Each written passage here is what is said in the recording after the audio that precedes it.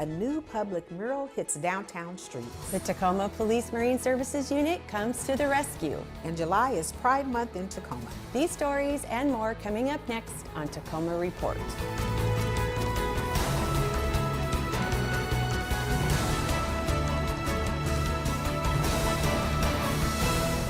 Hi, I'm Laura Proctor. And I'm Angie Foster. Passion wanted for Tacoma's newly formed Urban Design Board.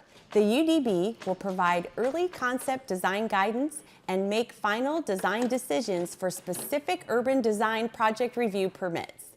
This sets the standards and a process to guide the design quality of the city's landscape and buildings. The program launches in January 2025.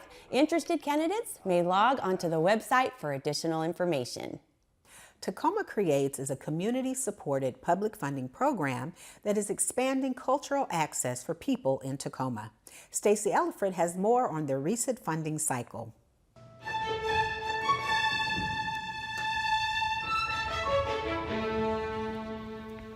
Tacoma Creates is an initiative that was passed by Tacoma voters in 2018.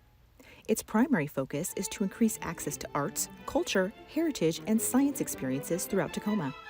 This initiative just announced its 2024-2025 funding cycle. We just started our 5th year of programming. We are contracting this year with 74 organizations that focus on arts, culture, heritage, and science. And the total contract amount for these 74 organizations is $5.9 million. Organizations apply for funds through a competitive process. They have to demonstrate how their proposed programming aligns with Tacoma Creates funding priorities. One time a year, eligible organizations that work in arts, heritage, culture, and science, they apply. From there, the application process is brought forward by a panel which consists of Tacoma Creates board members, community members, and local leaders in arts, science, heritage, and culture. Tacoma Creates funding provides resources for organizations to better serve the community with a diverse array of cultural programming. Primarily, our goal is to support and expand these organizations, whether it be through cultural vitality or creative economy. That is our main focus. So it can come in the form of paying for trainings for these organizations, staff pay. Sometimes it's transportation, like providing Tacoma public students with routes to get to these organizations or their programs. There is also a partnership with the Tacoma Public Library and Tacoma Public Schools with the goal of providing cultural access throughout the city. We have organizations that are presenting workshops with Tacoma Public Library at different neighborhood branches, and they're free. And it's a way for organizations to get programming into different communities and for the libraries to activate their spaces. With Tacoma Public Schools, we have organizations doing in-school workshops, after-school programs, hosting field trips, and just a wide array of ways that we are helping students have access to cultural learning opportunities. This funding is important to creating access, including providing programming in different neighborhoods across the city, offering discounts, scholarships, and free programs to lessen barriers, and developing programming models to better serve the community. This funding program has been a game changer for cultural organizations in the city. It has allowed them to expand what they're doing. It's allowed them to sustain their work. It was critical in helping organizations pivot during the height of the pandemic and still be able to serve community in new and different ways. And now organizations are continuing to grow and evolve and figure out how to be the best that they can be in Tacoma. For Tacoma Report, I'm Stacey Ellifrit. Visit the Tacoma Creates website to find out more about the 74 currently funded organizations and check out the events calendar where funded organizations post what's coming up for them, including workshops, exhibits, performances, and more. It's a great place to go to find opportunities for yourself, your friends, and your family. On the 4th of July, members of the Tacoma Police Marine Services Unit spotted a 34-foot pleasure craft engulfed in flames in Commencement Bay. Officers successfully located and rescued 2 people and their cat, found floating not far from the burning boat, and all were safe. U.S. Coast Guard and Washington State Department of Ecology responded as well, assessing the environmental impact of the fire. The MSU works in partnership with the maritime community to creatively preserve and promote the highest level of boater safety, education, and harbor security. Walk in Color is now on downtown Tacoma streets with the launch of a new mural. The art is part of an award-winning City of Tacoma campaign, If It Hits the Ground, It Hits the Sound, supported by the Environmental Services Department and the Community and Economic Development Department, Arts and Cultural Vitality Division. The work was created by the city's new Public Works Artist-in-Residence, Natalie Dupron. That was kind of the impetus for the project, was the If It Hits the Ground, It Hits the Sound campaign. And so then we wanted to do a Pride-themed version of that. My idea was to highlight 4 different species that kind of fall also into a spectrum of alternative sexes and sexualities. And then to tie that all in with Pride, we've got the whole Pride flag down at 9th and A, and then using 4 different Pride flag color palettes to highlight each of the different species. The work is designed to raise awareness on preventing storm water runoff into Commencement Bay and surrounding waters, with the Pride theme as part of the city's effort of celebrating the LGBTQIA+ community. You'll find the mural at the 4 corners of 9th and Pacific Streets and another at the corner of 9th and A Streets. The Tacoma City Council approved a $1.5 million arrangement for the development and construction of a new facility for the Multicultural Child and Family Hope Center earlier this month. The Hope Center is a nonprofit human services and early learning center operating in Tacoma for the past 30 years. The new facility is needed to consolidate operations and expand services. The building will be 32,000 square feet, including a gym and 19 classrooms for children and after-school programs and support for foster care. The amount is budgeted from the Urban Development Action Grant Fund. Later, we'll hang 10 with Tacoma Beaches. And up next, hot weather safety tips. Stay with us. Earlier this month, temperatures skyrocketed close to the century mark. According to the Tacoma Pierce County Health Department, when outside temperatures are that high, the danger for heat-related illness rises. With me today is Tika Adiogun, Chief Emergency Management Officer with the City of Tacoma, to fill us in on resources and tips on keeping cool during hot summer days. Tika, we're so glad that you're here today. Thank you for having me. This is perfect timing because I thought summer was never going to get here, and summer has definitely arrived. With a bang. Yeah, that's for sure. So can we just start with what tips does the emergency management team have for folks to stay safe during the summer heat and how to be prepared? Yeah, absolutely. So one thing people really need to do when it comes to staying safe during this heat is figure out how to stay cool. I know in Washington, we are not equipped with ACs automatically in our homes. So if you have to get out, know where your local cooling centers are, get into a library. Libraries are a great resource. I tell people if you want to read a new book or just go and sit and cool off, the libraries are great. A lot of our community centers in Tacoma are open as well. So if you can get out, that would be awesome. Pay attention to your personal health. I like to encourage people, if you start to feel dizzy or nauseous, be mindful of that and get out of the sun as quick as you can.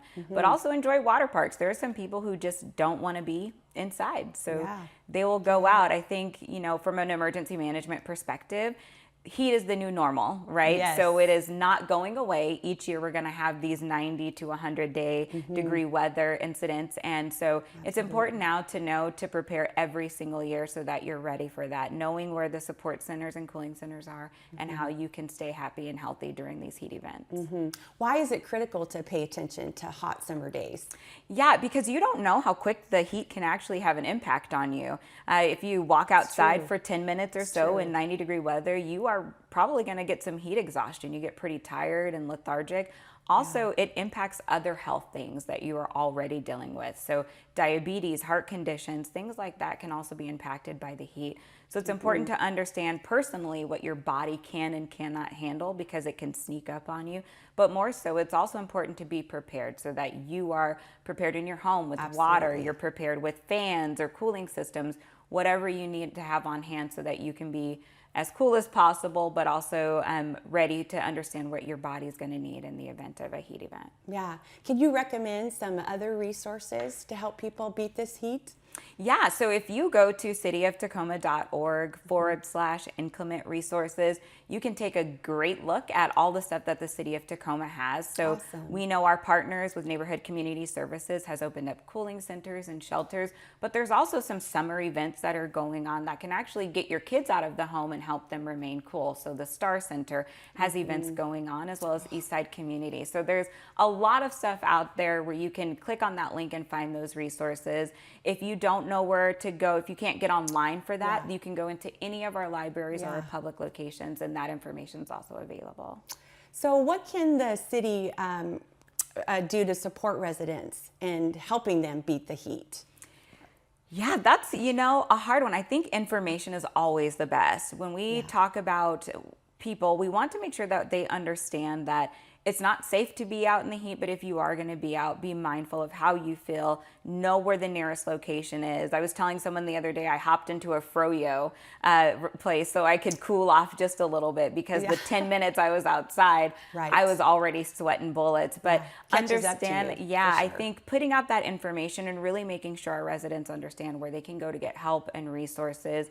City of Tacoma Emergency Management has RAC cards that we give out to our unsheltered populations as well as our communities as to what they can do to beat the heat, things they can do in their home, closing your windows, closing your blinds, have your fans going to stay cool, that kind of information. So I think putting that information out there and making sure our community and our residents really understand what they can do on their own to also be cool in the heat.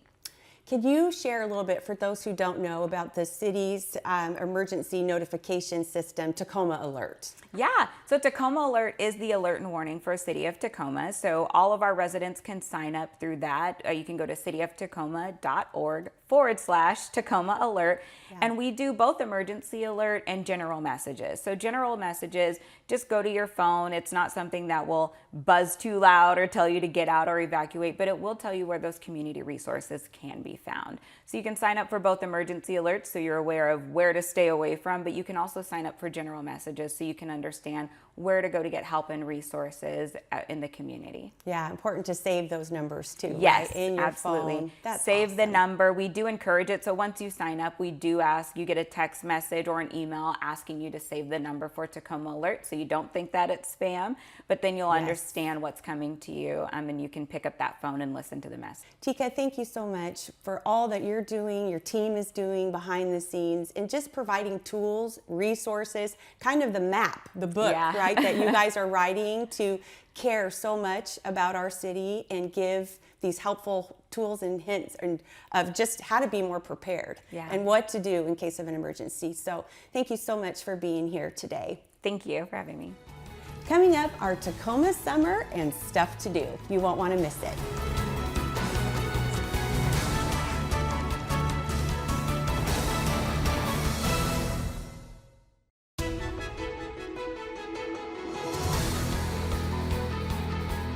Welcome back to Tacoma Report. Summertime means a chance to enjoy our waterfront in many ways. From Titlow and Owens Beaches to the Ruston Way waterfront, everyone has a favorite. Tacoma shoreline weaves along Puget Sound for miles. Remnants of industrial activities, maritime transportation, and even an established old-growth forest complement the city with three well-known public recreational areas: Owen, Titlow, and Ruston Way beaches. I mean, where can you go and sit and have a snack or something and just watch the water and the animals? Like, we just seen a big old seal come up out there. Ruston Way is my favorite, and then next is Titlow Beach.